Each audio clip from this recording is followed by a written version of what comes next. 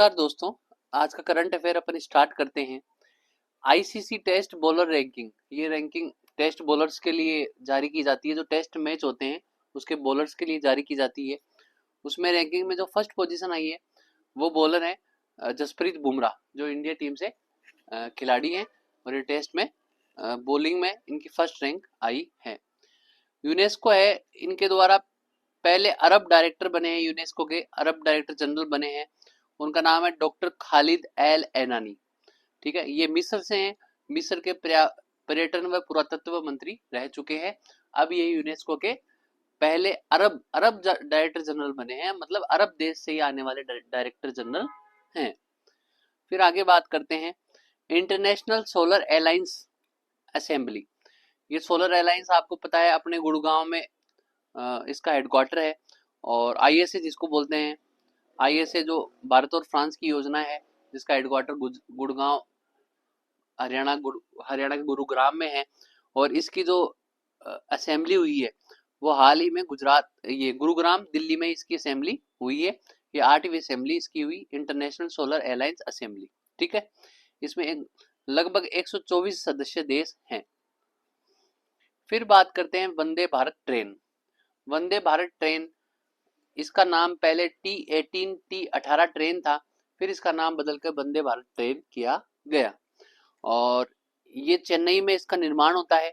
चेन्नई में वो integral coach factory है, वहां पे वंदे भारत ट्रेन बनती है। और 15 फरवरी 2019 से ये स्टार्ट हुई।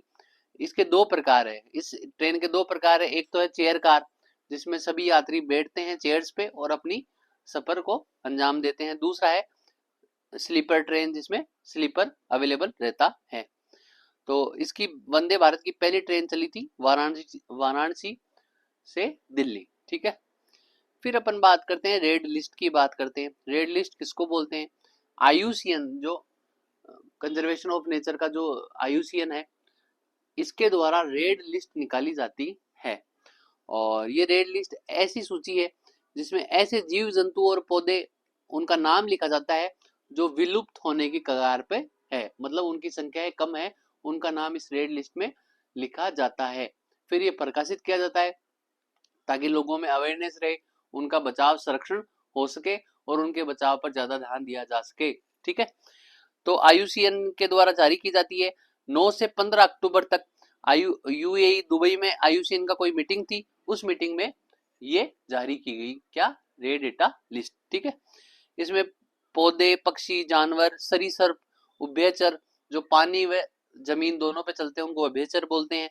और कीटों की स्थिति के बारे में ये पूरा बताएगी। ठीक है, 4 साल में एक बार ये लिस्ट निकलती है। इसमें जो कैटेगरी है उनमें है संकटग्रस्त, अत्यंत संकटग्रस्त, जिसको क्रिटिकली इंडेंजर्ड बोलते हैं। फिर कमजोर स्थिति, इन सभी के बारे में ये बताती है। लगभग 9 श्रेणियां इसमें दी गई है। फिर अपन बात करें बाबू महाराज, तो बाबू महाराज एक देवता है जो बाड़ी धौलपुर से हैं। भाद्रपद माह में इनका मेला लगता है, जो बाड़ी बसेड़ी धौलपुर है ना, वहां पे इनका मेला लगता है। फिर अपन बात करें मरु महोत्सव, तो मरु महोत्सव राजस्थान में जैसलमेर में मनाया जाता है। और सीताबाड़ी मेला ये फेमस है, केलवाड़ा जगह का नाम है, 12 में ये बनाया जाता है। दशहरा, जो सबसे बड़ा दशहरा मेला भारत का है, जिसमें सबसे बड़ा रावण बनता है, वो मैसूर कर्नाटक में है। और राजस्थान का सबसे बड़ा दशहरा मेला की बात करें तो कोटा, जो हाड़ौती का जो क्षेत्र है, वो सबसे बड़ा वहां पे दशहरा मेले का आयोजन किया जाता है। और ये कोटा वाला जो दशहरा मेला है, ये माधो सिंह जो राजा थे उनके टाइम से चला आ रहा है। लगभग 1579 से ये चला आ रहा है। मुंडवा मेला की बात करें तो मुंडवा मेला नागौर में पड़ता है। डिग्गी मेला, जो डिग्गी कल्याण जी का जो स्थान है, विष्णु भगवान के जो रूप हैं, ये डिग्गी मालपुरा टोंक में जो पड़ता है डिग्गी मेला, ये श्रावण मास में बढ़ता है। डिग्गी के लिए यात्राएं जाती है, तो श्रावण मास में ये यात्राएं चलती है। फत्ता जी जिनका स्थान चित्तौड़गढ़ में है, उनका मेला भाद्रपद माह की शुक्ल नवमी को बढ़ता है। ठीक है, फिर अलवर महोत्सव की बात करें तो अलवर महोत्सव फरवरी में आयोजित किया जाता है। और नाकोड़ा जी का मेला, नाकोड़ा जो बाड़मेर में स्थान है और जैनियों का जो स्थान है, वो पौष माह की कृष्ण सप्तमी को नाकोड़ा मेला, कृष्ण दशमी को नाकोड़ा मेला बढ़ता है। गंगा गणगौर मेला, ये उदयपुर व जोधपुर में मनाया जाता है। राज सिंह के समय ये स्टार्ट हो गया था। गुलाबी गणगौर ये नाथ द्वारा में मनाया जाता है। चैत्र की शुक्ल पक्ष की पंचमी को गुलाबी गणगौर मनाई जाती है। भगोरिया होली मेवाड़ क्षेत्र में सेलिब्रेट की जाती है। हाथी महोत्सव मार्च में मनाया जाता है। गुड़ला एक त्योहार है और ये चैत्र कृष्ण अष्टमी को मनाया जाता है। कामदा व्रत चैत्र की एकादशी को मनाया जाता है। ऐसे करके ये सारे व्रत और रिवाज है जो राजस्थान से संबंधित है वो मैंने आपको बताए। सोनीपत हरियाणा की बात करें तो देश का पहला electric truck battery swapping charging station बनेगा, वो सोनीपत में बनेगा। मतलब ट्रकों के लिए जो इलेक्ट्रिक जो ट्रक होंगे उन ट्रकों को चार्ज करने के लिए जो स्टेशन बनेगा वो कहाँ बनेगा? सोनीपत, जो हरियाणा में है। और ऐसा पहला स्टेशन है। क्यों? आजकल आपको पता है सारे इलेक्ट्रिक वाहन होते जा रहे हैं, धीरे धीरे फॉसिल फ्यूल मतलब डीजल और पेट्रोल के वाहनों का अपन प्रोडक्शन कम करते जा रहे हैं और इसको देखते हुए सोनीपत में गवर्नमेंट के द्वारा ये इलेक्ट्रिक चार्जिंग स्टेशन बना है। दिल्ली इंटरनेशनल कार्गो टर्मिनल कन्नौर में बनाया जाएगा। इलेक्ट्रिक व्हीकल की बैटरी की कीमतें लगभग 50 से 60% घट चुकी है। ओपल की बात करें तो गूगल का खुद का एआई ऐप है, आर्टिफिशियल इंटेलिजेंस का ऐप है, गूगल के द्वारा बनाया गया, उसका नाम है ओपल। जैसे चैट जीपीटी ओपन एआई के द्वारा बनाया गया है, वैसे ओपल नामक एआई ऐप गूगल के द्वारा बनाया गया है, जो 15 देशों में लॉन्च होगा। भारत भी इसमें से एक देश है। कैलिफोर्निया की बात करें, कैलिफोर्निया एक शहर है यूएसए का। वहां पे अब एक नॉर्म्स आया है कि दिवाली की छुट्टी वहां पे दी जाएगी। वहां पे जो भारतीय समुदाय ज्यादा है संख्या में और उनको देखते हुए दिवाली की छुट्टी भी आधिकारिक रूप से उसकी घोषणा की कर दी गई है कैलिफोर्निया में। ई नाम की बात करें, इसको बोलते हैं नेशनल एग्रीकल्चर मार्केट, मतलब राष्ट्रीय कृषि बाजार। ये 2016 से स्टार्ट की गई स्कीम है। देश की जितनी भी मंडियां हैं छोटी बड़ी, इन सब मंडियों को जोड़ा जाएगा और इनको एक डिजिटल प्लेटफॉर्म पे लाया जाएगा। ठीक है। जगन्नाथ मंदिर की बात करें तो भगवान जगन्नाथ का मंदिर पूरी उड़ीसा में है, जो भारत के जो 4 धाम है उनमें से एक धाम है पूरी जगन्नाथ उड़ीसा में। इसमें क्या है, एक डिजिटल लाइब्रेरी बनाई जाएगी और मंदिर से जुड़े जितने भी दुर्लभ दस्तावेज हैं इन सबको उसमें संजोया जाएगा डिजिटली फॉर्म में। और इस योजना का नाम ज्ञान यज्ञ मंडपम इस जगह का नाम होगा। इंटरनेशनल एयरपोर्ट्स की बात करें तो नवी मुंबई इंटरनेशनल एयरपोर्ट का उद्घाटन मोदी जी के द्वारा हाल ही में किया गया और ये कमल का आकार का बनाया गया है। सबसे बड़ा एयरपोर्ट बात करें तो राजीव गांधी इंटरनेशनल एयरपोर्ट जो हैदराबाद तेलंगाना में है। और सबसे बिजी एयरपोर्ट की बात करें तो दिल्ली वाला एयरपोर्ट, जिसे इंदिरा गांधी इंटरनेशनल एयरपोर्ट बोलते हैं, ये दिल्ली में है।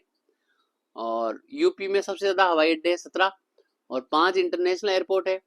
और देश में 2025 में 160 से अधिक हवाई अड्डे होंगे। रिटेल सैंडबॉक्स की बात करें तो रिटेल सैंडबॉक्स ऐसी व्यवस्था है जिसमें नई बैंकिंग पेमेंट से जुड़े हुए जो भी नई योजना आती है और उन तकनीकों को एक सीमित दायरे में एक बार अप्लाई करके देखा जाता है कि भाई इनका आउटपुट कैसा है। इसको रिटेल सैंडबॉक्स बोलते हैं। और ये समझा जाता है कि कोई नई सुविधा या ऐप लोगों के लिए सुरक्षित है या नहीं है, वो साइबर से सुरक्षित है या नहीं है। आरबीआई इसको चलाता है। हाल ही में आरबीआई द्वारा अपनी डिजिटल करेंसी ई रूपी के लिए रिटेल सैंडबॉक्स स्टार्ट किया है और भारत के लगभग 70 लाख आदमी ई रूपी का उपयोग करते हैं। 52वें चीफ जस्टिस ऑफ इंडिया हैं, मतलब सुप्रीम कोर्ट के जो जज थे 52वें, वो BR गवाई थे। विधि आयोग के जो अध्यक्ष बने हैं वो अभी बने दिनेश माहेश्वरी, 2027 तक इनका कार्यकाल रहेगा। देश का सबसे ऊंचाई वाला जलवायु अनुसंधान केंद्र ये जम्मू कश्मीर के उधमपुर में बना है। और अंतरराष्ट्रीय क्वांट संचार सम्मेलन ये नई दिल्ली में आयोजित किया गया। फिर बात करते हैं 48वीं मिसेज यूनिवर्स प्रतियोगिता की, तो मनीला फिलीपींस में ये हुई। शेरी सिंह ने भाग लिया, 120 देशों की प्रतिभागियों ने भाग लिया। शेरी सिंह ने इंडिया की तरफ से इसमें भाग लिया।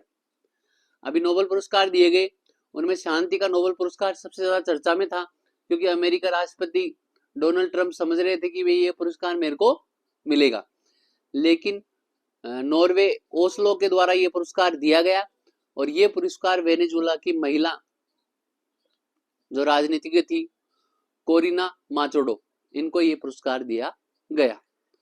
और इन्होंने लोकतंत्र और शांतिपूर्ण बदलाव के लिए वहां वेनेजुएला में कार्य किया था, इस हेतु उनको ये अवार्ड दिया गया।